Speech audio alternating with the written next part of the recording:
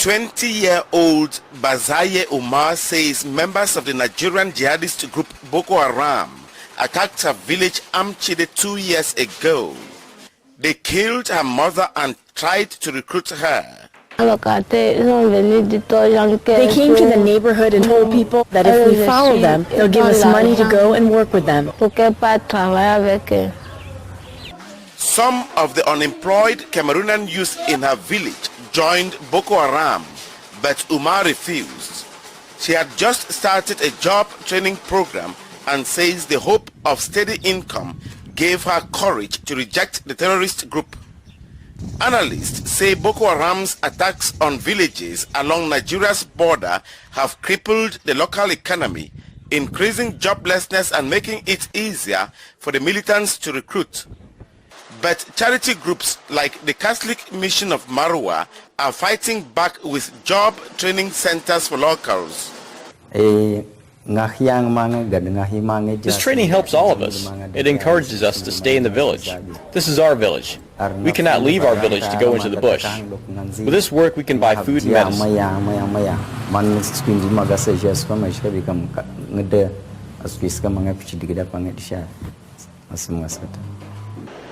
Cameroonian security expert Ntuda Ebode applauds the program's goal, but says they should be moved away from the border until the area is secured. It's not good to train them and leave them there in a context where recruitments continue, and the distance to move from one country to another is too little. There's always a high risk they will find themselves caught again, either as a hostage or as a voluntary recruit. Il y a toujours un risque élevé pour qu'ils se retrouvent de nouveau pris. But charity coordinators maintain that improving the local economies is a major deterrent for Boko Haram's recruiting efforts and requires creating jobs locally. Local leaders agree and say they want to see more programs for skills training and job placement. We feel that they have made efforts, but it is very low, both in terms of the selection process and creating employment. It's so small. Even funding from organizations, some get it, but there are many who do not.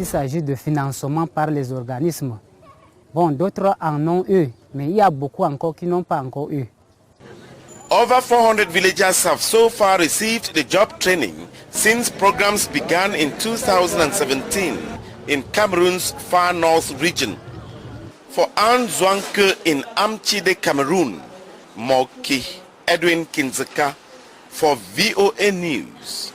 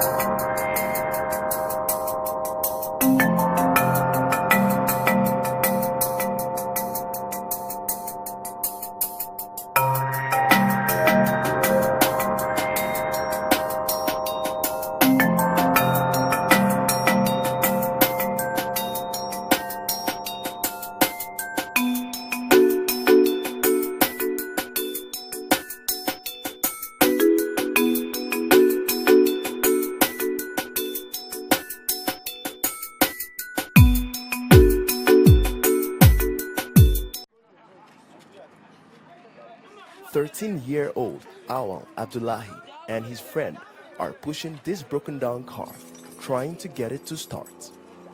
He has been learning how to repair cars in this workshop for the past 3 years. I know how to repair power steering, patch tires, repair stereo and jack up cars. Many times I get exhausted by the work and the sun makes it even more tiring.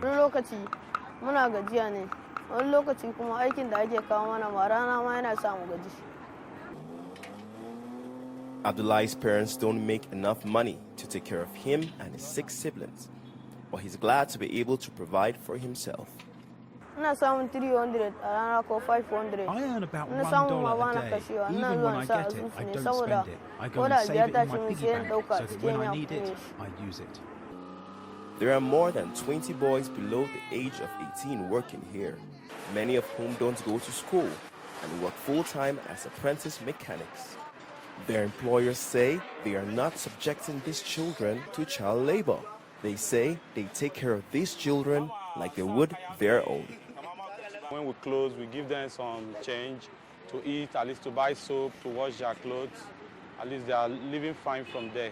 Instead of being at home, doing nonsense, playing bad play, they're going to be picking dirty things in the dustbin. So we encourage them so that they will encourage the ones at home so that they will join, they learn this work because the work is good. Other children like Abdul Multalif and his brother Yusuf have to beg on the streets to provide for their daily needs. Honestly, I don't want to beg. I wish to get some money to buy sweets and chocolates to do business. In 2003, President Obasanjo signed the Child Rights Act to protect the interests and rights of the Nigerian child. But legal expert Ibrahim Kassim says various factors are preventing the law from being fully enforced. Unfortunately, in this part of the world, poverty and illiteracy and cultural belief, religious prejudices, these are some of the reasons that has actually affected, the efficacy of the Child Rights Act implementation in Nigeria. The International Labour Organization says that 43% of Nigerian children are involved in various forms of child labor, despite international conventions banning it. Experts say until the ban is fully implemented, many Nigerian children will never be able to enjoy the joys of childhood. Ifiok Ettang for VOA News, Jos, Nigeria.